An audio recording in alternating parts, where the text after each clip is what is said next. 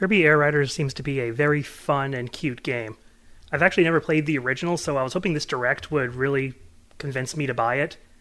And while it does look really good and fun, there are a few things that are keeping me from purchasing it day one. But we'll get to that in a little bit.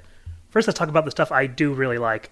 First off, it's nice to see that there's a bigger cast than before. Even though I didn't play the original, I know you pretty much only played as Kirby.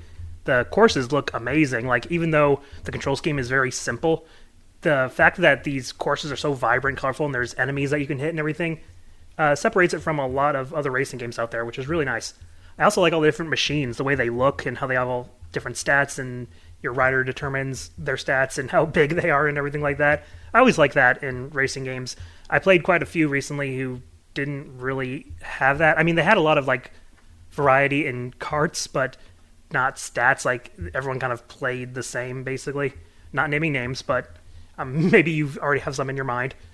And so I'm like, yeah, this looks really, really nice. They had that city trial thing, which apparently is the main event. A lot of people, like a lot of fans, say that that's like what Kirby Air Rider is all about, and not the racing and stuff. And I'm like, okay, a little weird, but sure.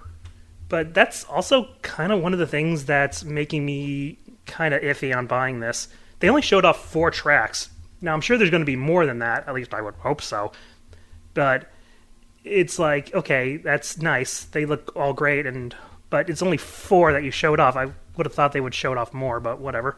And there's only 1 city trial. That's already been confirmed that there's only 1. So if that's the main attraction, why is there only 1 map? I know it's big, but, 1 map is going to get repetitive, I would think. Not to mention you spend 5 minutes collecting all this stuff, and then like you go into a minigame that seems to be over in less than a minute. At least from what they showed. Again, I never played the original. I don't know what the final product is going to be. What I'm saying is that in terms of showing off your best aspects, I don't think they did that here. Like, yeah, it looks nice and everything, but like I said, when you see the ending and it's like, oh, when like Sakurai just flew through 2 100-point panels, it's like, is that it? After 5 minutes of collecting all this stuff? I know that's part of the fun, like collecting the stuff and doing the little mini games and the different stuff that happens during it, but it just seems like the payoff is a little weak. But the one thing that's really keeping me from buying this is the price. It's $70. And if you thought Mario Kart World didn't warrant $80, I really don't think this warrants $70. Yeah, it's cheaper than Mario Kart World, but of course I got Mario Kart World for $50, which was a good deal. But with what they showed off, it's not a $70 game to me. 4 tracks, 1 city thing. It's like, yeah, like I said, I know there's probably going to be more, but this is supposed to be, the direct is supposed to be what convinces you to buy it. Like the Donkey Kong Bonanza direct, that convinced me to buy it. This game's the same price as Donkey Kong Bonanza, and Donkey Kong Bonanza is an amazing game with a ton of polish and stuff, and I just didn't see that here.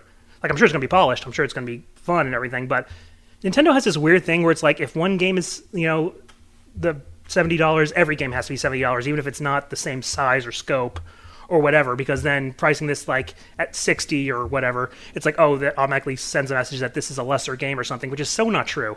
Nintendo needs to really let go of that philosophy, because so many of their full price games clearly don't warrant it. I mean, Kirby itself is a great example.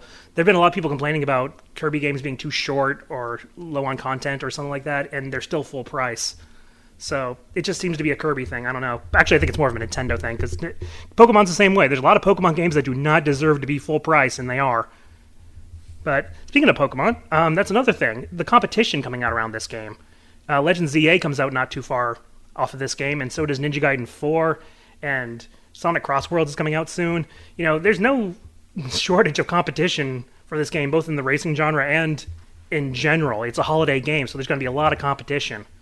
So I don't think I've been really convinced to buy this with everything else going out.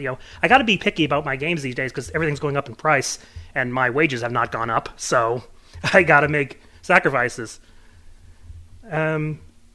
So yeah, I think it's a fun game. Kirby fans, obviously, Air Rider fans are going to buy this, and that's great. I'm not trying to ruin anyone's parade or anything. It looks fun. It looks great. It's just that I probably will not be buying this at launch. I might get it eventually. Maybe something between now and then will convince me, or maybe some post-launch content will convince me. Maybe I'll pick it up for a discount. I know Nintendo games don't go on huge discount, but maybe I can get it for $60 one day. Who knows? But yeah, it looks cute. Like, I was really digging the presentation. Like, Sakurai's a great presenter, and just such a charming man. So that's great. It looks like a great game. It might not be one I pick up right away. but maybe we'll one day. We'll see. But what do you guys think of the presentation, and what are your thoughts on Kirby Air Riders? Let me know in the comments, and I'll see you next time.